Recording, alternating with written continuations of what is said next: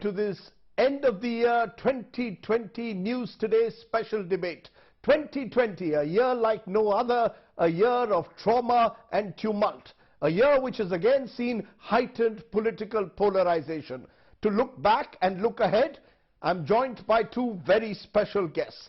I'm joined by Swapan Dasgupta, nominated Rajya Sabha MP and BJP leader, and I'm also joined by Dr. Shashi Tharoor, Congress MP and author. Two of the country's leading public intellectuals join me on this special debate. I'm going to look, gentlemen, on different issues, but I want to start with a rather intriguing question. Is India a country as we end 2020 with too little democracy or too much of it?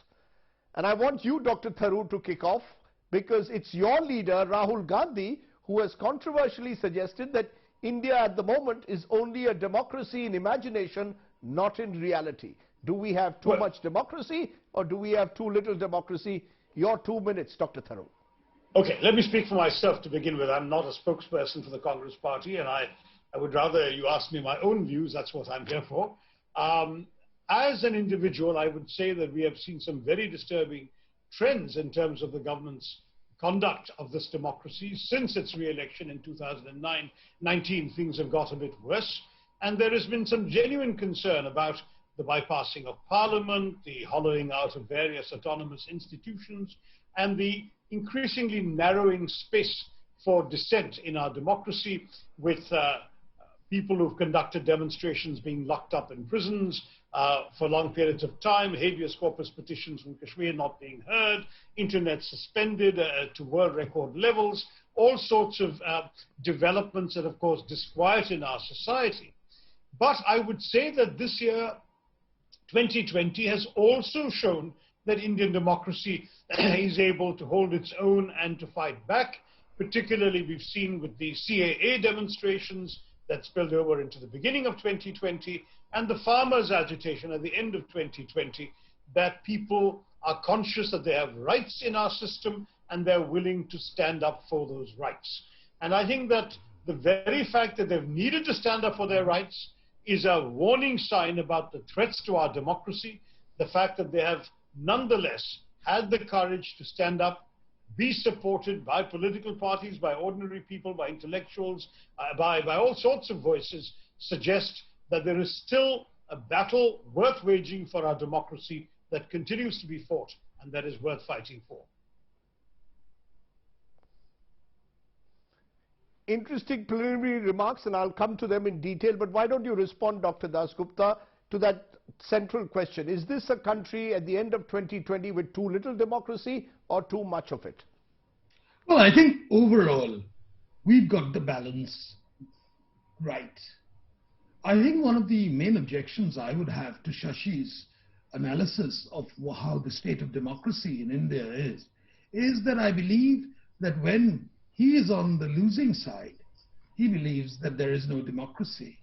And when it's in the other way, there is enough democracy. Now, we saw an election in 2019 where a government was returned with an emphatic and, may I say so, a pretty categorical mandate. Now, that government went ahead and did what it was there in its manifesto. As a result of this, there were some people who were dissatisfied, and they expressed their dissatisfaction by coming out into the streets. Now, just because they came out into the streets doesn't necessarily mean that was when democracy asserted itself, whereas when Parliament enacted legislation, that was undemocratic and that was the stifling of dissent. There are voices. There are voices which are in favor of certain things. There are other voices of elected representatives, of which Shashi happens to be one of them, who make their positions clear. And just because there are some people who claim themselves to be intellectuals or represent one particular section of society, which, for instance, had misgivings over the CAA, or one section of society which have misgivings over the new agricultural laws, doesn't necessarily mean that the rest of the country is supportive of them.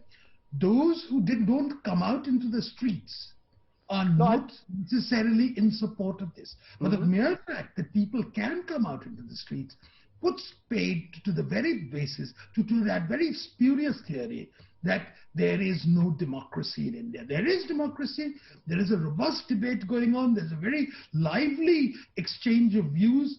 Just because some of those views are not articulated by people who have the stamp of intellectuals on their on their hand, that doesn't necessarily mean that those views amount to nothing, or they're qualitatively or numerically they should be discounted far more than anyone else.